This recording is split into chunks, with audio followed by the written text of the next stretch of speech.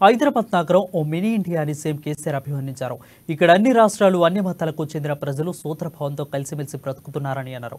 హైదరాబాద్ విశ్వనగరంగా ఎదగాలన్న లక్ష్యానికి అనుగుణంగా గట్టి పునాదులు వేశామని, గతంలోనూ మత కల్లోలాలు, గొడవలు లేకుండా ఇవాళ హైదరాబాద్ నగరం ప్రశాంతంగా ఉందని చెప్పారు. పారదర్శక పరిపాలన, నిరంతర విద్యుత్ వంటి కారణాలతో అనేక అంతర్జాతీయ కంపెనీలు మన రాష్ట్రంలో పెట్టుబడులు పెట్టడానికి క్యూ కడుతున్నాయని అన్నారు. మత కల్లోలాలు, గొడవలు లేకుండా ఇవాళ హైదరాబాద్ నగరం ప్రశాంతంగా ఉంది. పారదర్శక పరిపాలన, నిరంతర విద్యుత్ వంటి కారణాలతో అనేక అంతర్జాతీయ కంపెనీలు మన రాష్ట్రంలో పెట్టుబడులు పెట్టడానికి క్యూ కడుతూ ఉన్నాయి. హైదరాబాద్ నగరంలో ట్రాఫిక్ రద్దీని నివారించి సిగ్నల్ ఫ్రీ సిటీగా మార్చేందుకు 67,000 కోట్ల రూపాయలకు పైగా వ్యయంతో వ్యూహాత్మక రహదారుల అభివృద్ధి పనులను చేపట్టి పూర్తి చేస్తూ ఉన్నాం.